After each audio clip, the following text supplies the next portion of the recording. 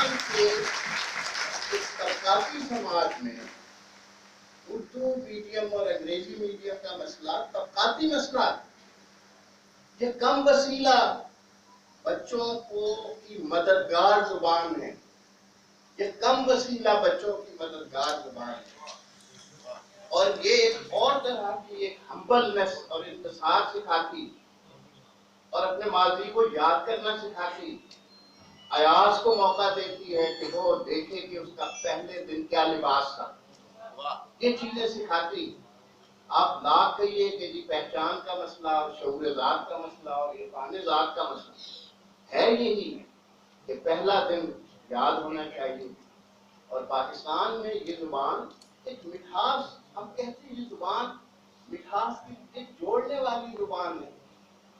یہ اکٹھا اس لیے حوصلہ رکھا کریں، خاص طور پر کراچی میں بہت سارے لوگ بیٹھے تو صرف یہی دیکھ رہے ہوتے ہیں کہ یہ تلفظ کی کتنی غلطیاں پھیلانے کی۔ وہی کہنے لوگ بیچارے اب نہیں جانتے اگر کہ بیڑا اٹھانا ہوتا ہے کہ بیڑا اٹھانا،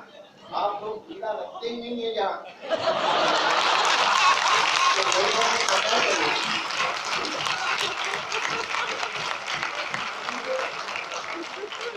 چیزوں کی جو قدر ہے، قدر اخلاص سے ہے، درد مندی سے، اور تنظیم اور روپاری اور شاداب اور اتنے بہت سارے ان کے رفقا یہ طالب علم، تو یہ آپ قیادت کر رہے ہیں۔ جتنا بھی اشفاق بالکل اشارہ صحیح کر رہے تھے طارق بھی کہ ہمارا معاشرہ آج ایسے لگتا ہے کہ پیچھے جا رہا ہے، لیکن جب ہم بچوں کو دیکھتے ہیں، اس طرح کی قیادتوں کو دیکھتے ہیں، شاداب بیماری کا جو ہم سن رہے تھے تو اور غائبانہ دعائیں صحت کیے جا رہے تھے، وہ اٹھ کر آ جاتا ہے محبت میں، تو پھر یہ سارے بچے ان پر کوئی اثر نہیں ہوگا۔ اس کا مطلب ہے کہ مستقبل، ہمارا مستقبل ہم سے بہتر ہوگا، آج سے بہتر ہوگا۔ یہی یقین تھا سر سید کو، اور یہی ہر اس شخص کو جو یہ سمجھتا ہو کہ تعلیم کیا ہے